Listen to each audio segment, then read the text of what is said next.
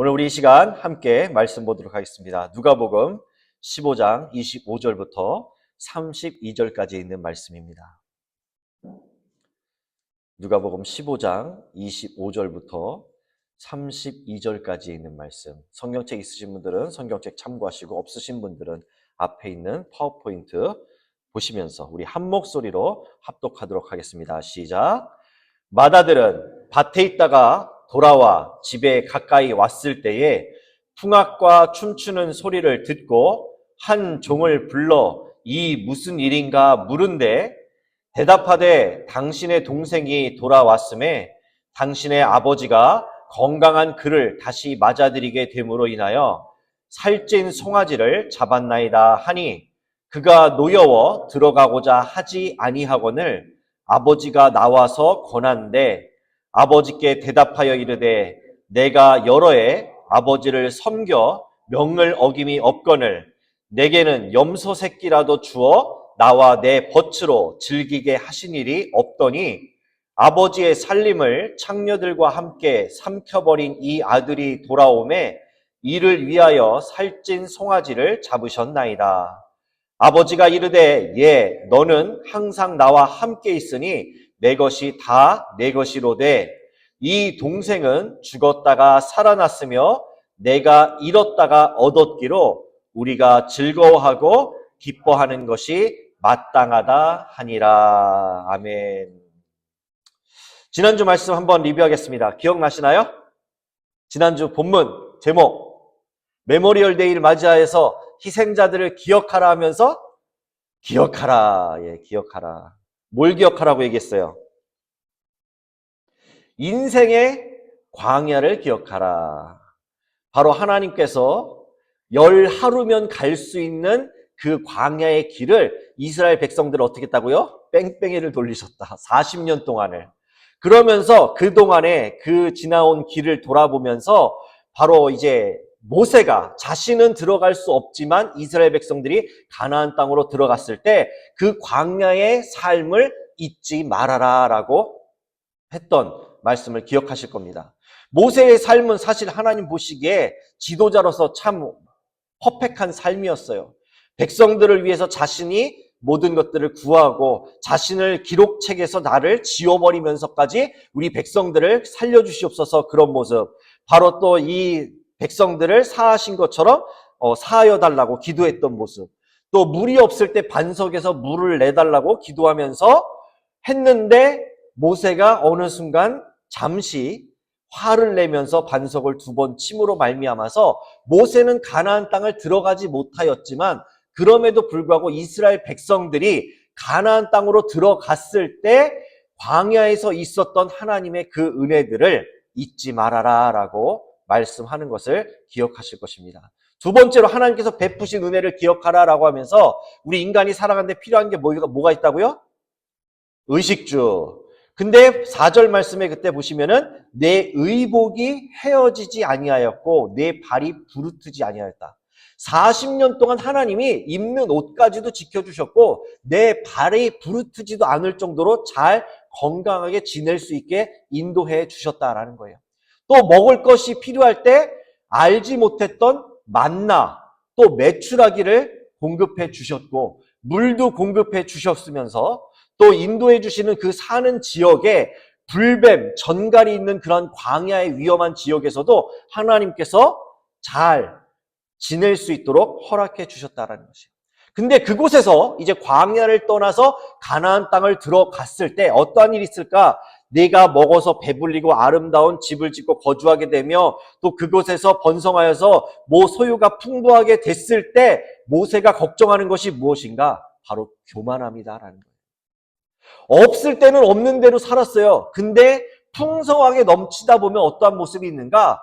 교만함이 생기고 마치 이 나에게 주신 것들이 하나님으로부터 온 것이 아니라 내 노력으로 이루어진 것이다라는 착각을 하면서 살 수 있기 때문에 바로 하나님께서 이끌어 주셨다라는 그것을 잊지 말도록 말씀하고 있는 것이에요.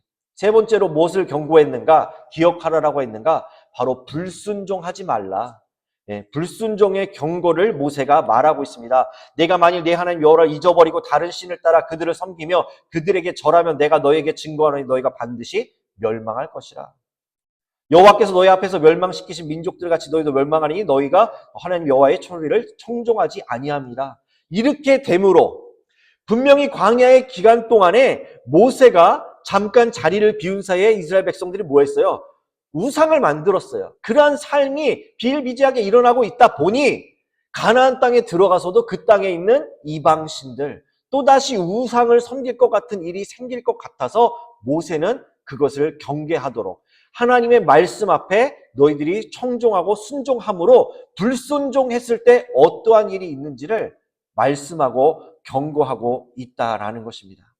그래서 20절에 보시면 너희가 반드시 19절에 멸망할 것이라 또 멸망시키신 민족들까지 너희도 멸망할 수 있으니 절대로 이 내가 하나님의 말씀을 대신해서 말한 불순종의 경고를 잊지 말고 기억하라라고 말씀을 드렸어요. 그래서 그 기억하다라는 것이 히브리적 사고에서는 기억해서 그냥 리마인드해서 끝나는 것이 아니라 뭐라고요? 바로 멈추는 것이 아니라 행동으로 이어진다라는 것. 그래서 그때 말씀 1절을 우리가 읽을 때 뭐라고 그랬죠? 내가 오늘 명하는 모든 명령을 너희는 지켜 행하라. 그냥 단지 리마인드, 기억만 하지 말고 내가 명령한 것들을 어떻게 해요? 움직여서 행하라라고 말씀을 나누었습니다. 오늘은 지지난주쯤에 나눴던 말씀 가운데 탕자의 비유, 아버지의 마음에 대한 우리가 그 말씀을 나눴잖아요. 사실 근데 그 둘째 아들이 먼 타국에 가서 돈을 아버지의 유산을 다 쓰고 돌아온 것으로 끝나는 것이 아니죠. 거기에는 중요한 메시지가 그 다음으로 이어지는 얘기가 나오게 됩니다. 그래서 오늘 그 뒤에 이어지는 본문을 나누고자 하는데 어떠한 얘기로 나누는가? 영적 갱년기라는 제목으로 여러분들과 말씀을 나누기를 원합니다. 사람의 발달 과정을 이렇게 나눈대요. 학자들의 이론에 따르면 0살부터 2세까지를 영아기, 유아기, 아동기, 청년기, 성년기, 장년기, 노년기 또는 만년기라고 얘기를 하더라고요. 여러분은 지금 어디에 속하고 계세요? 노년기에 속하고 계세요? 네. 근데 학자들이 얘기한 건 이 7단계가 있고 이 단계에 2가지가 더 추가된다고 얘기를 해요. 혹시 생각나는 게 있으세요? 예, 제목으로 벌써 아셨죠? 바로 사춘기와 갱년기가 이 중간중간 사이에 들어간다라는 것입니다. 그래서 이제 아동이 아니라 사춘기 때는 어때요? 이제 독립심이 일어요. 이제 엄마 없어도 되겠다. 내가 내 마음대로 해도 되겠다라는 그러한 사춘기. 또 이제 중년기에서 노년기로 넘어가는 과정 속에 몸의 신체적인 변화가 이제 면역력도 떨어지고 많이 힘들면서 몸에 이제 열도 일어나고 여자분들은 홍조 반응도 있고 여러 가지 때문에 이제 힘들어하는 그런 갱년기가 있다라고 하는 것입니다. 사춘기와 갱년기 뜻을 아세요? 사춘기는 생각 사자에 봄춘자를 쓴대요. 그래서 봄을 생각하는 것이 사춘기라고 얘기를 합니다. 그러니까 이제 아마 청소년 시기에서 인생을 이제 어른으로서 나아가는 과정 속에 봄을 맞이하듯이 생각하는 그 시기가 사춘기인 것 같고요. 갱년기는 다시갱자에 해년자로 해서 이제 새로운 애를 다시 맞이한다. 또 풍요로운 지혜와 성취로 가치 있는 삶을 만들어가는 시기가 갱년기라고 얘기를 합니다. 근데 갱년기가 되면은 저는 아직 잘 모르겠지만 조금씩 오는 것도 같은 느낌도 저도 있어요. 나이가 어리지만 눈물이 많아진다거나 그런 일들인데 어르신들 얘기를 들어보면은 이제 건망증도 생기고 우울감도 생기고 자신감도 떨어지고 몸에 이제 오한, 식은땀, 수족, 냉증, 다리 저림, 얼굴에 홍조 반응도 있고요. 불면증, 잠도 못 주무시고 피로감도 있고 이러다 보니까 호르몬 변화 때문에 어떤 일이 생기냐면은 비관적인 생각도 많이 한다라고 얘기를 합니다. 그래서 왜 이러한 사춘기, 갱년기 말씀을 드리는가? 우리의 신체적으로 이러한 그 삶을 살아가는 과정 중에 나타날 수 있는 호르몬 변화로 나타날 수 있는 이러한 신체적인 일이 이 사춘기, 갱년기에 있다고 한다면은 우리가 그리스도인으로서 살아가는 과정 속에서도 마치 이러한 사춘기나 갱년기와 같은 모습이 바로 그리스도인들에게도 나타날 수 있다라는 사실을 생각을 해보게 됩니다. 누가 그런 얘기를 해요. 사춘기 자녀와 갱년기 부모가 싸우면 누가 이기냐고 물어보더라고요. 누가 이겨요? 사춘기가 이겨요? 갱년기가, 어느 분은 갱년기가 이긴다고 그러더라고요. 네. 뭐 갱년기가 될 수도 있고, 그건 뭐 사람마다 조금 차이가 있겠지만, 뭐 저 같은 경우를 봤을 때는 우리 박보아 집사님 말씀하신 것처럼 제 사춘기를 돌아보면은 제가 사춘기가 부모님, 어머니의 갱년기를 이겼던 것 같은 생각도 들어요. 참 질풍노도의 시기를 겪은 모습이 있었습니다. 그래서 이러한 그 사춘기 또 영적 갱년기를 생각하면서 우리가 그리스도인으로 살아갈 때 신앙생활이 항상 뜨겁고 항상 열정이 넘치고 그러면 좋겠습니다만, 때때로 우리도 영적으로 때로는 많이 뭔가 다운되기도 하고요. 신앙생활을 한다고 하면서도 하나님의 은혜를 첫사랑 때는 막 기쁨으로 감사함으로 은혜가 넘쳐서 막 찬양 막 부르고 하는데 어느 순간 매너리즘에 빠질 때도 있고요. 점점 나의 신앙이 메말라가지는 거예요. 말씀을 읽어도 말씀이 내 안에 어쩔 때는 정말 와닿을 때가 있었는데, 말씀을 읽어도 내가 지금 성경책을 읽고 있는 것인지 아니면 그냥 일반 책을 읽고 있는 것인지, 하얀 거는 종이요 검은 건 글씨요 라고 생각하며 신앙생활할 수 있는 영적인 갱년기가 우리 그리스도인들에게도 충분히 찾아올 수 있다라는 것입니다. 그러한 모습 속에 오늘 본문의 내용, 잘 아시는 내용입니다. 그리고 지난번 말씀드렸던 그 내용, 탕자의 비유 속에서 탕자가 아버지의 재산을 물려받아서 그걸 가지고 허랑방탕하게 타국에 가서 다 써버리고 먹을 것도 없어서 돼지들이 먹는 쥐염남의 열무조차도 열매도 못 먹어서 집으로 돌아왔을 때 아버지가 그 탕자를 어떻게 해요? 맞아주시죠. 그때 기억나세요? 말씀 나눴던 거? 어떤 아버지인지? 기다리는 아버지, 그 다음에 모든 것을 품어주시는 아버지, 그리고 탕자의 지위지만 아들로서의 그 지위를 회복시키시는 아버지란 제목으로 말씀을 나눴어요. 자, 아버지가 모든 것을 다 받아들여 주시고 그 탕자가 먼 곳에 가서 무슨 짓을 했던 묻지도 않고 따지지도 않고 어떻게 해요? 다 받아들여 줬습니다. 자, 탕자는 그렇게 해서 왔을 때 아버지가 가락지도 끼워주고 옷도 좋은 것도 입혀주고 살찐 송아지를 잡아서 잔치를 베풀었습니다. 그 다음 내용이 뭐냐면은 그것을 보고 첫째 아들이, 둘째 아들이 탕자였잖아요. 첫째 아들이 이제 멀리서 일하고 돌아옵니다. 돌아오는 과정 속에 보다 보니까 우리 집인데 막 풍악 소리가 나고 뭐 잔치가 베풀어졌어요. 그래서 와서 보니 종에게 묻습니다. 이게 도대체 무슨 일이냐? 그랬더니 당신의 동생이 돌아와서 아버지가 송아지도 잡고 뭐 가락지도 끼워주고 옷도 입히고 지금 아버지가 지금 신났다, 잔치를 베풀고 있다라고 얘기를 하니까 어떻게 해요? 이 첫째 아들이 나한테는 해준 것도 없는데 지금 둘째 아들한테 쟤는 나가서 아버지 재산을 다 허비하고 돌아왔는데 쟤한테만 잔치를 어떻게 베풀어 줄 수 있는가? 집에도 들어가지 않고 있다 보니 아버지가 직접 나와서 첫째 아들에게 내 것은 다 네 것이야. 근데 네가 왜 그렇게 저기 하냐 하면서 첫째 아들을 데리고 들어가는 모습, 그러한 모습이 오늘 본문의 배경이 됩니다. 그래서 과연 이 영적인 갱년기와 같은 모습을 우리는 지금 첫째 아들을 통해서 찾아보자고 하는데 왜 이것이 중요한가를 오늘 본문을 통해서 여러분들과 함께 나누고자 합니다. 첫 번째로요, 영적 갱년기에서 문제가 될 수 있는 것이 무엇이냐? 바로 자기 정체성을 잃어버릴 수 있다라는 것입니다. 네. 29절 말씀 보겠습니다. 아버지께 대답하여 이르되 내가 여러 해 아버지를 섬겨 명을 어김이 없거늘, 내게는 염소 새끼라도 주어 나와 내 몫으로 즐기게 하신 일이 없다라고 얘기를 합니다. 첫째 아들은 누구 곁에 있었어요? 늘 아버지 곁에 있었어요.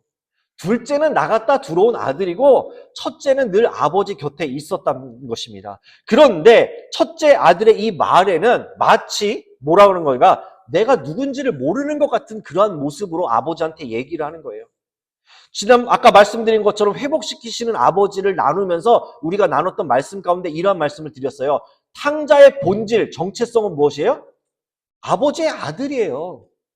돌아온 탕자가 아버지 앞에 나는 아버지, 이제 아버지 재산도 다 탕진하고 돌아왔으니 나를 뭐라고 불러달라고 그랬어요? 그냥 품꾼의 하나로 나를 종으로 그냥 봐달라고 했지만 그게 자기가 그렇게 봐달라고 한다고 해서 정체성이 바뀌나요? 아니에요. 그냥 둘째 아들은 여지없이 그냥 아버지의 아들이에요.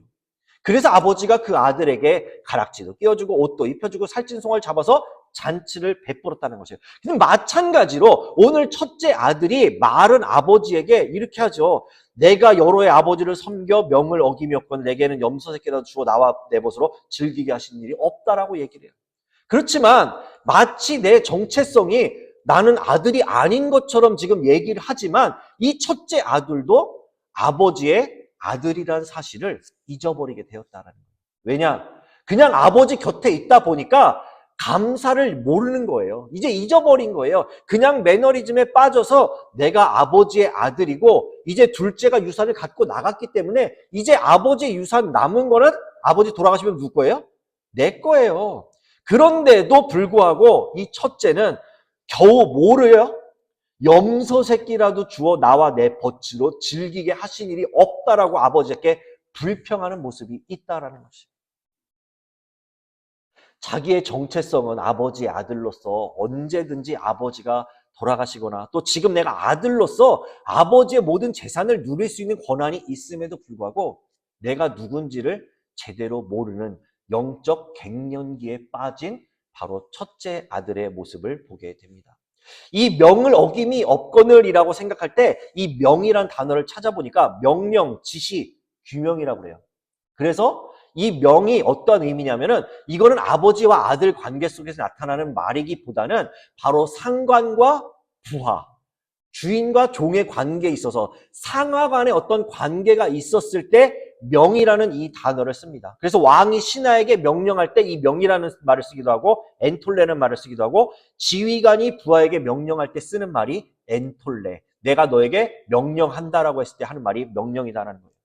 즉 무슨 말을 드리고 싶은가? 첫째 아들은 아버지와의 관계가 아버지와 아들과의 관계인데 이 아들의 말은 들어보면 마치 아버지랑 나랑 수직적인 상하 관계, 주인과 종의 관계, 무슨 왕과 신하처럼 나는 그냥 하나의 종이야. 나는 아버지의 그냥 아들이 아닌 나는 마치 그냥 부하인 것 같은 그러한 느낌으로 말을 했다라는 것이에요.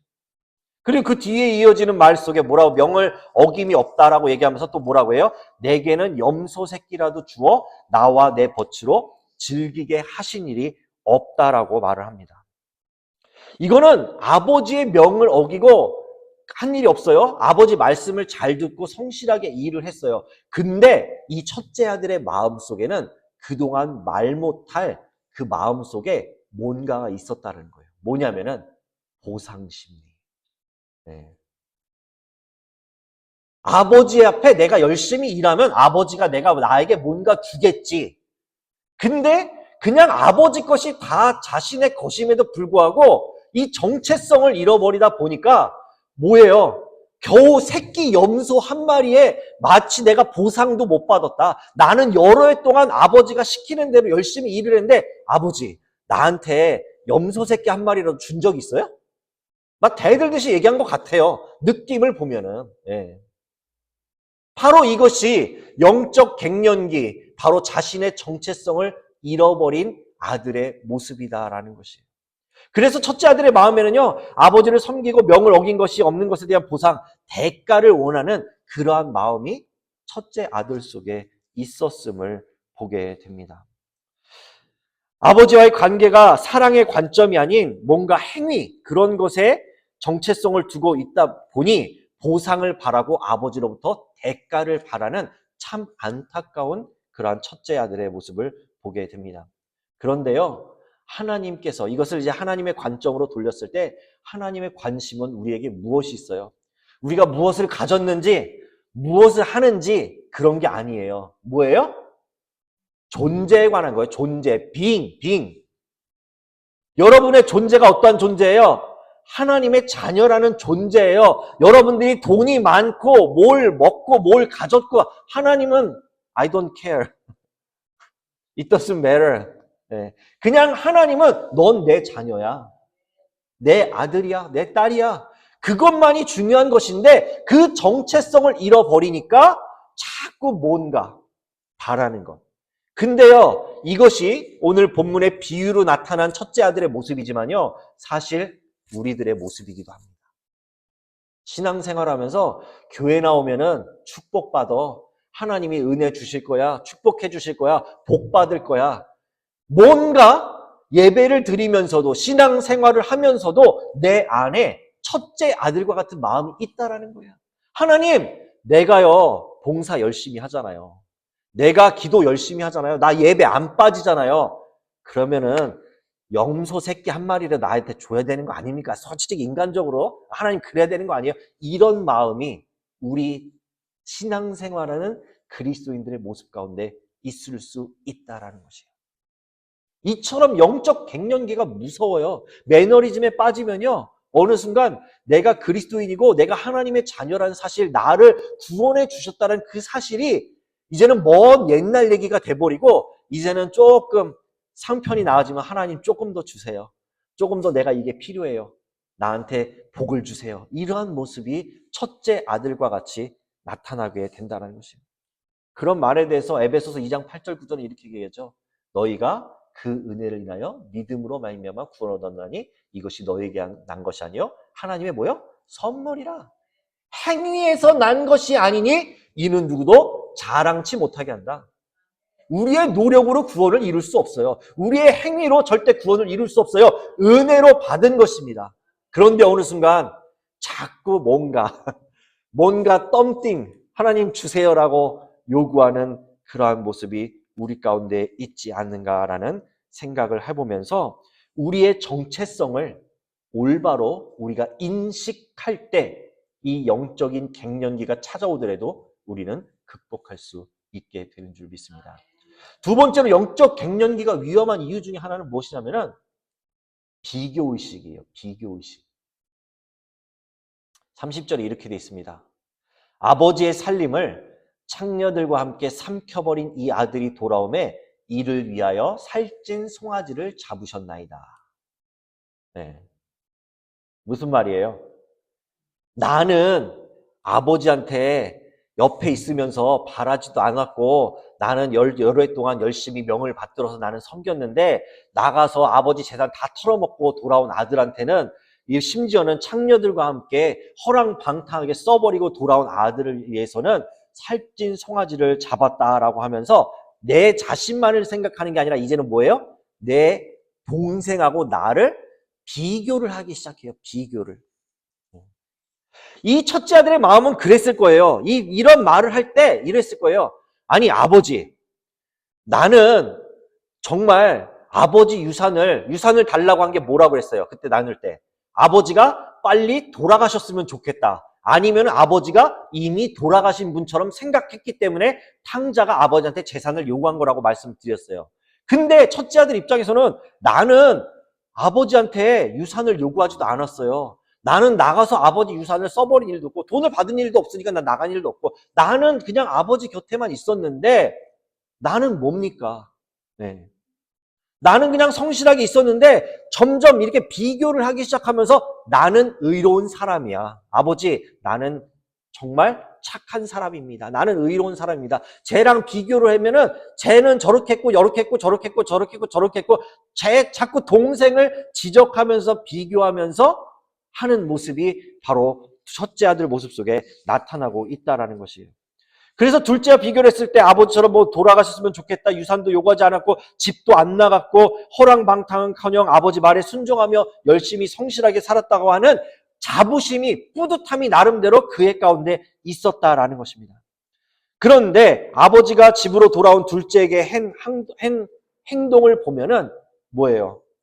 정말 화가 날 수밖에 없다라는 것이에요. 바로 이처럼 이러한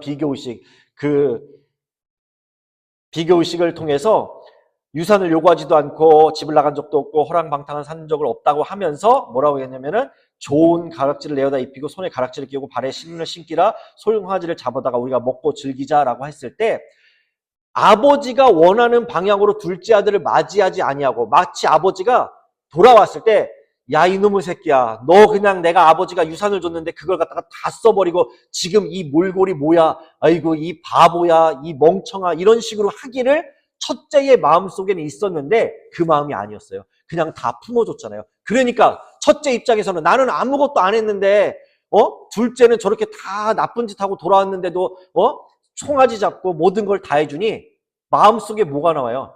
화가 일어나요. 그래서 비교의식을 하다 보니까 어떻게 해요? 억울함이 생겨요. 아 억울해. 나도 차라리 아버지한테 유산 받아서 나도 딴 데 먼 데 가가지고 나도 사업이나 할걸. 예? 나도 그 아버지 재산 다 물려받아서 내 맘대로 좀 하고 살았으면 좋겠는데 둘째는 마음대로 하고 와도 아버지가 다 해주네? 아이 참 억울하네. 결국 그것이 어떻게 해요? 분노로 이어지게 되는 거예요. 분노로. 이처럼 영적 갱년기에 찾아오는 비교의식은요. 우리 그리스도인들의 신앙 속에 굉장히 위험할 수 있어요. 왜 위험한가? 이 분노가요. 그냥 분노로 끝나면 좋을지 모르겠지만 이 분노가 다음 단계로 넘어갈 수 있다는 거예요. 성경에 이러한 비교의식 가운데 나타나는 분노가 분명히 나타나 있습니다. 무슨 그림인 것 같으세요? 가인과 아벨. 예. 가인도 제사를 드렸고 아벨도 제사를 드렸어요. 그런데 하나님이 누구의 제사만 받으셨어요? 아벨의 제사를 받으셨어요. 그런 순간 가인의 마음속에 어떠한 마음이 들어요? 영적 갱년기, 바로 비교의식이 딱 들어가니까 어떠한 마음이 들어요? 이제 분노가 일어나요? 그 분노가 무엇으로 연결돼요? 동생을 쳐 죽여버리는 그러한 악함으로 하나님 앞에 죄를 짓는 그러한 모습으로 연결되어진다는 거예요. 또 있어요. 뭐 같으세요? 요셉이에요, 요셉. 요셉이 아버지한테 칭찬받고 하니까 형제들이 어떻게 해요? 우린 뭐야? 왜 아버지가 자꾸 요셉만 생각해? 왜 요셉만 이뻐하는 거야? 아, 나 기분 나빠 죽겠네? 너 꼴 보기 싫어. 거기다가 뭐까지 얘기했어요? 요셉이? 꿈 얘기를 했잖아요. 그러니까 형들이 마음속에 자꾸 비교의식 속에 그것이 분노로 연결되어지고 그래서 요셉을 죽이려고 하다가 결국은 노예로 팔게 하였지만 이처럼 이러한 분노, 이런 비교의식은 분노로 이어지고 죽음까지도 하나님 앞에 범죄하는 일까지도 나타나게 된다라는 것입니다. 비교의식은요, 그래서 세상적으로 보았을 때 열등감, 우월감을 유발하는 심리적인 상태로 보여질 수 있지만 영적으로 그 비교의식을 가만히 보면은 내 영혼을요, 무너뜨려서 파멸로 이끌어요. 그리고 그 비교의식은 결국은 뭐냐면은 하나님과의 관계를 단절시켜서 하나님과 멀어지게 하고 그것을 하는 역사는 누구냐면 바로 악한 영이 그러한 비교의식을 넣는다라는 것을 우리는 잊지 말아야 됩니다. 뭐 같으세요? 예, 명품이에요, 명품. 저는 잘 모르는 것들입니다. 예, 그냥 저도 찾아본 거예요. 명품을 찾아서 이미지를 찾다 보니까 나온 건데 우리도 모르게 지금 우리가 살아가는 이 시대 가운데요. 이 명품을 보셨잖아요. 이 명품을 파는 회사들의 전략이 뭔지 아세요? 비교의식이에요. 비교의식. 아세요? 어떤 비교의식인가? 명품을 누구나 쉽게 살 수 없죠. 자, 그러면은 내가 명품을 가졌을 때 드는 마음은 뭐예요? 나는 저 돈 없는 사람들과 달라. 나는 이 정도 돈을 가지고 있어서 나는 이 정도의 명품을 가질 수 있는 사람이야 라고 하는 것이 명품의 판매 전략이다라는 것이에요. 아마 명품들 하나씩 다 가지고 계실 거예요. 그쵸? 예. 오늘부로 다 파시기 바랍니다. 예. 이거 명품 가운데 이렇게 세상은요, 사람을 비교하면서 나는 너희들과 달라. 나는 이러한 명품들로 얼마든지 나는 충분히 살 수 있는 사람이야. 또 백화점에 가서 VIP 같은 그런 대접받는 사람들은 뭐예요? 내가 그 대접을 받으면서 저 사람들과 나는 다르다라는 차별의식을 가지면서 나의 우월감을 드러내면서 그들과 나는 다르다라는 그러한 비교의식으로 만들고 있지만 그것이 하나님 보시기에는 아름답지 못한 모습이 될 수 있다라는 사실이에요. 뭐 그렇다고 해서 여러분 진짜 명품 가지신 거를 뭐 저게 기분 나쁘게 이렇게 생각하지 마시고 뭐 내가 가질 수 있어요. 누가 선물로 줄 수도 있고 내가 살 수 있어요. 근데 뭐냐면 그것을 갖고 다닐 때에 내 마음가짐이 중요해요. 마치 내가 당신들과는 달라. 나는 이렇게 이러한 명품백도 들고 다닐 수 있을 정도의 그러한 돈 많은 사람이다라는 비교의식은 자칫 우리가 세상의 물질을 통해서 하나님과 멀어질 수 있는 위기성도 있다라는 사실을 기억해야 됩니다. 그래서 우리가 명심해야 될 것은 무엇인가? 우리가요, 명품을 들고 다녀요? 그런다고 해서 내가 명품이 됩니까? 그렇지 않잖아요. 네. 사람이 명품이 되어야 된다고 얘기를 하잖아요. 네. 우리가 그러면 그리스도인으로서 명품이 될 수 있는 방법은 무엇인가? 예수 그리스도의 보혈로 옷을 입으시기 바랍니다. 그럴 때 진정한 명품 그리스도인이 될 수 있고요. 명품 그리스도인이 됐을 때 나의 가치는 뭐요? 그때 얘기해 드렸죠? 나는 무슨 짤이다? 예수님 짤이가 되는 거예요. 명품이 10만 불짜리, 뭐 1000불짜리, 뭐 만불짜리 명품을 들고 다니면 몇만 불짜리라고 얘기를 하잖아요. 마찬가지로 내가 예수 그리스도의 보혈로 옷을 입었을 때 나의 가치가 명품 그리스도인이 됨과 동시에 나의 가치는 바로 예수님 짤이. 나는 예수님 짤이다라는 거예요. 핏값으로 산 내 자신이기 때문에. 그래서 영적 갱년기 가운데 우리가 조심해야 될 것은 바로 이 부분이에요. 정말 조심해야 되는 나와 누군가가 다르는 비교의식을 갖지 말고 우리는요 하나님 앞에 다 똑같은 죄인일 뿐입니다. 그래서 예수님 짤이가 되었을 때 비교의식이 사라지고 나의 가치뿐만 아니라 다른 사람의 가치도 인정할 수 있게 되는 것이에요. 네. 내가 명품 가졌고 너는 명품 못 가졌으니 넌 나랑 달라라고 하는 것이 아니라 하나님 앞에 나도 은혜로 예수님 짤이가 됐어? 아, 그래, 너도 예수님 짤이로 은혜 받고 구원받았잖아. 그랬을 때, 그 상대방을 서로 인정할 때 우리 안에 진정한 그러한 그리스도인의 아름다운 모습이 나타나게 되는 것입니다. 로마서 3장 22절, 23절, 24절, 특별히 23절 말씀 잘 아는 것이잖아요.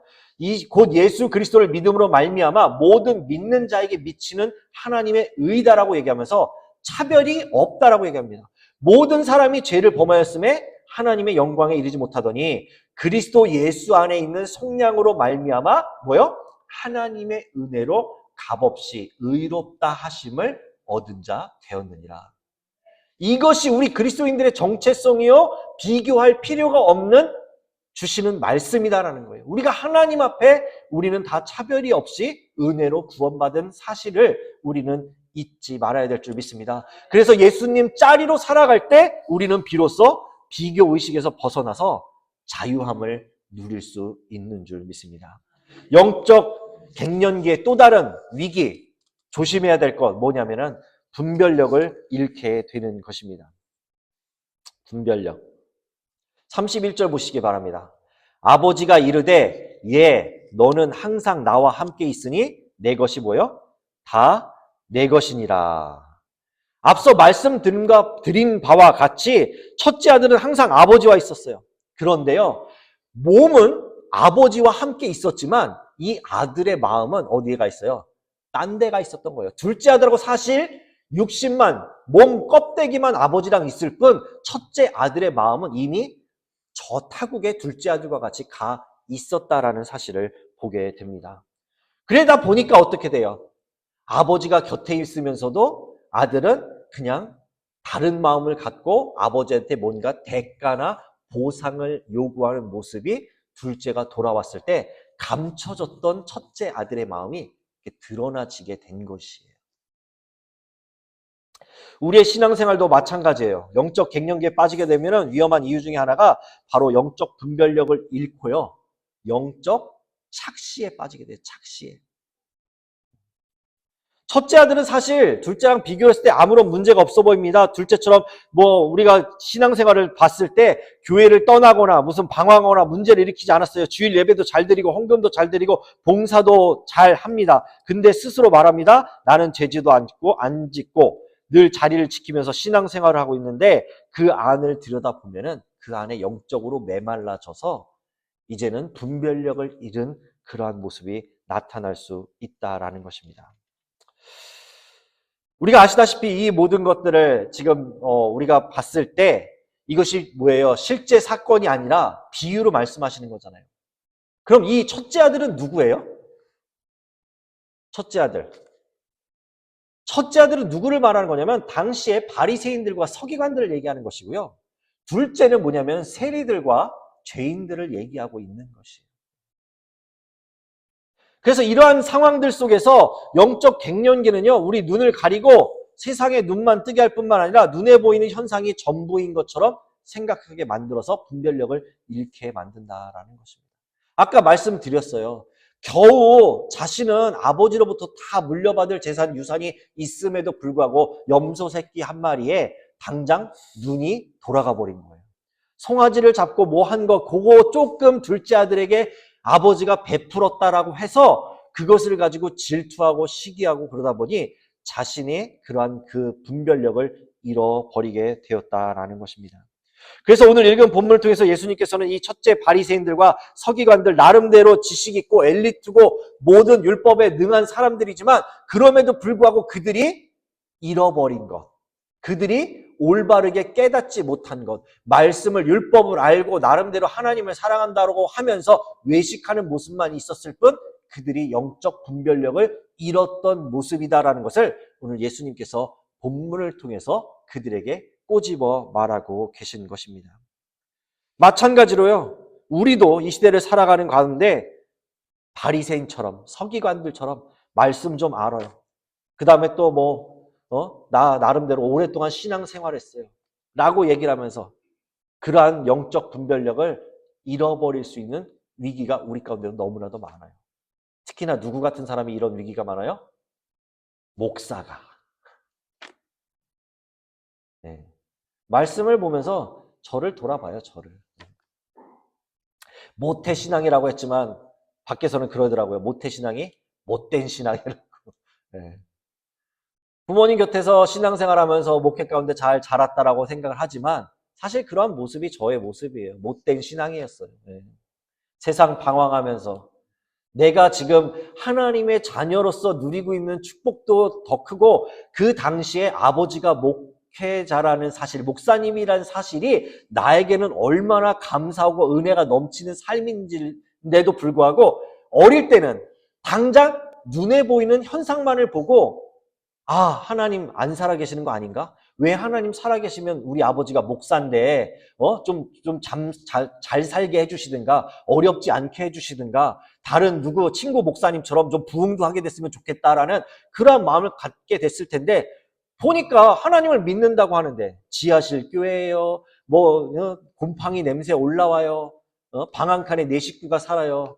그러다 보니 제 마음속에 정작 내가 정말 믿음의 가정에서 자라고 있다는 은혜가 있음에도 불구하고 그냥 눈에 보이는 뭔가 보이는 그것만을 바라보고 시리에 빠지고 나는 커서 절대 목사가 안 되겠다라는 그러한 분별력을 잃었던 모습이 바로 저의 모습이다라는 거예요. 근데 이게 저의 모습뿐만 아니라 우리 그리스도인들이 얼마든지 이러한 분별력을 잃은 모습들이 있을 수 있다라는 것입니다. 근데 아버지가 얘기하죠. 너는 항상 나와 함께 있으되 내 것이 뭐요? 다 내 것이다 라고 얘기를 합니다. 그래서 우리가 찾아올 수 있는 영적 이러한 갱년기 가운데 분별력을 잃었을 때 어떻게 극복할 수 있는가? 아버지가 부르는 음성, 영어로 my son. 첫째는 아까 말씀드린 바와 같이 아버지와 나와의 비즈니스 관계처럼 상하 관계인 것처럼 생각하지만 아버지는 첫째도 내 아들이요, 둘째도 내 아들이요. 바로 그냥 내 아들아, 얘야라는 그 말 한마디에 담긴 것은 바로 그냥 우리의 정체성을 바로 확인하게 되는 것이고요. 비교의식을 가질 필요도 없고요. 올바른 분별력을 갖게 해주실 수 있는 그 말이에요. 나의 아들아, 나의 사랑하는 딸아, 넌 내 자녀야. 그 사실만으로 그냥 모든 것이 통과될 수 있는 거예요. 우리도 그래요. 100마디 말, 기도 열심히 하는 거 잘하는 거 좋습니다. 근데 때로는 내 마음을 주님 앞에 그냥 나와서 아버지 하면은 그 아버지 부르는 그 말 한마디에 내 마음의 모든 것이 다 하나님 앞에 드려지는 거예요. 그걸 하나님 들으신다라는 거예요. 길게 아버지 하나님 내가 필요하고 뭐가 왜 많이 해도 좋지요. 좋지만 때로는 우리가 말하지 않아도 그냥 아버지 당신이 나의 아버지십니다. 아버지 내 마음을 보세요. 내 마음이 이렇습니다. 그냥 한마디에 다 모든 것이 끝나는 거예요. 그 아버지의 마음 하나님도 오늘 저와 여러분에게 그렇게 말씀하고 계세요. 아들아, 내 딸아, 넌 나와 함께 있지 않니? 네. 이 동생은 죽었다가 살아났고 내가 잃었다가 얻었기로 우리가 즐거워하고 기뻐하는 것이 마땅하니라. 이것이 바로 우리 하나님 아버지의 마음이에요. 바로 우리가라는 것. 첫째 아들을 편애하지도 않았어요. 둘째가 나갔다 돌아왔다라고 해서 어떻게 편애하지 않았어요. 그냥 다 너는 내 아들들이야. 그래서 우리가 함께 모였으니 너 나한테 서운해할 필요 없어. 너도 내 아들, 둘째도 내 아들. 그래서 우리가 어떻게 하냐? 즐거워하고 기뻐하는 것이 뭐하다? 마땅하다. 이건 당연한 거야. 그러니 네 마음속에 있는 그 서러움 또 분노 다 접어두고 내가 너를 동일하게 둘째 못지않게 나도 너를 사랑하고 있다라는 사실을 말씀해 주고 있는 것입니다. 우리 안에도 누군가는요. 첫째 아들과 같은 성도님도 계실 수도 있어요.